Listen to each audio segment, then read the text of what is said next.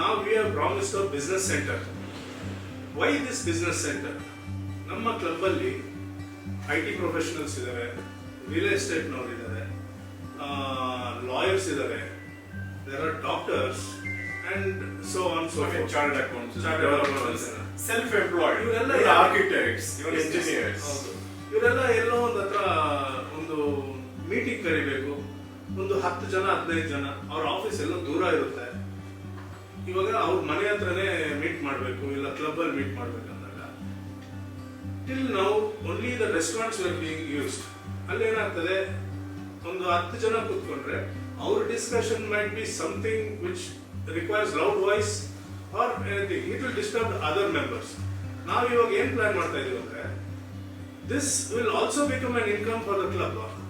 ನಾವು ಒಂದು business centre ಮಾಡಿ ಅವ್ರಿಗೆ ಒಂದು ಕಾನ್ಫರೆನ್ಸ್ ಟೇಬಲ್ ಕೊಡೋ, ಇಂಟರ್ನೆಟ್ ಫೆಸಿಲಿಟಿ, ಪ್ರೊಜೆಕ್ಟರ್ ಫೆಸಿಲಿಟಿ, ಅವ್ರಿಗೆ ಒಂದು ಆಫೀಸ್ ಒಂದು ಮೀಟಿಂಗ್ ಕಂಡಕ್ಟ್ ಮಾಡೋದಕ್ಕೆ ಏನೇನು ವ್ಯವಸ್ಥೆ ಬೇಕೋ ಅದನ್ನ ಮಾಡಿಕೊಟ್ಬಿಟ್ರೆ ನಮ್ಮ ಕ್ಲಬ್ಗೂ ಆದಾಯ ಬರುತ್ತೆ, ಅವರು ಕೆಲಸನೂ ಆಗುತ್ತೆ ಅಂತ ಈ ಫೆಸಿಲಿಟಿನ ನಾವು ಸ್ಟಾರ್ಟ್ ಮಾಡೋಣ ಅಂತಿದ್ದೀವಿ. That's a very important aspect as far as even I am concerned.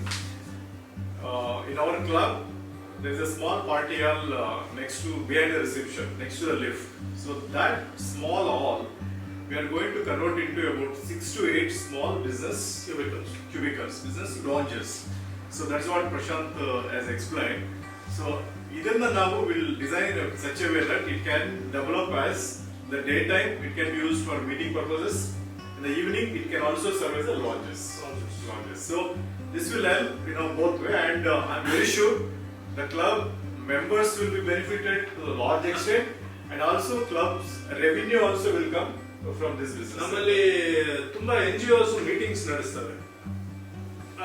ಕೆಲವು ಹತ್ರ ಹೋದಾಗ ಆ NGOs they are into social work. ಅವ್ರಿಗೆ ಇವಾಗ ನಮ್ಮಲ್ಲಿ ಒಂದೇ ಒಂದು ಲೌಂಜ್ ಇರೋದು ಮಯೂರ ಅಂತ, which will really serve that purpose. Lions ಇರ್ತಾರೆ, ರೋಟರಿ ಇರ್ತಾರೆ.